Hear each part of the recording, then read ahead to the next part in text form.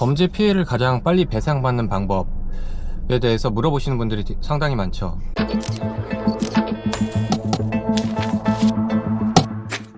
당연히 경찰에 가해자를 고소해서 한마디로 가해자가 겁먹어서 합의하는 게 제일 낫죠. 그 합의금이 보통은 그 범죄 피해에 대해서 민사상 청구할 수 있는 손해배상 액수보다 보통 커요. 왜냐하면 폭행을 당했다고 해도 그렇게 심하게 당하지 않으면 손해배상이 뭐 200, 100 이렇게 나오거든요. 50 나오는 경우도 있고. 이렇기 때문에 민사소송을 제기해봤자 상당히 오래 걸리고 피곤하고, 승소를 한다 한들 상대방이 자발적으로 돈을 안 주면 압류 등 집행 절차를 거쳐야 돼요. 근데 뭐 100, 200 이렇게 집행을 할 때 또 집행비용이 또 들거든요.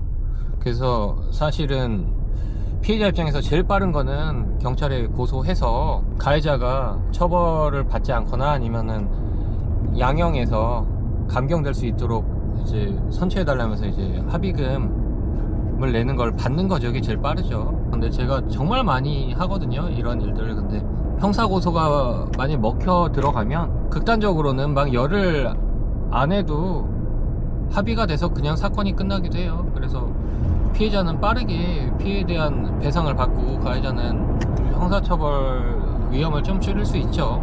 저는 철저히 피해자 중심으로 방금 말씀드리는 거예요. 그래서 수사 단계에서 합의를 하는 걸 저는 많이 추천을 했고, 의뢰인 만족도도 상당히 좋았어요.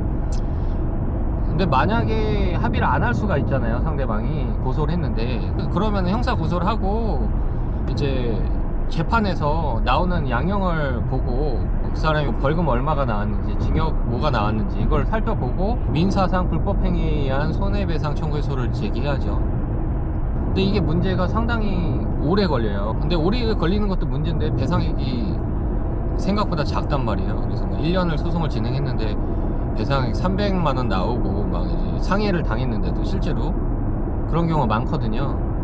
그래서 어떻게 보면 형사고소가 사실은 피해 회복을 위해서 제일 중요해요. 형사고소를 잘해서 얼마나 여러분의 피해가 크게 인정이 돼서 양형이 세게 나왔는지, 그거를 기반으로 이제 민사상 손해배상 액수도 정해지거든요. 그래서 상대방이 벌금이 뭐 100 나온 거랑 500 나온 거랑 1000 나온 거랑은 손해배상에 있어서 상당히 크죠, 액수 차이가. 그렇기 때문에 고소를 하실 때 정말 잘 하셔야 된다.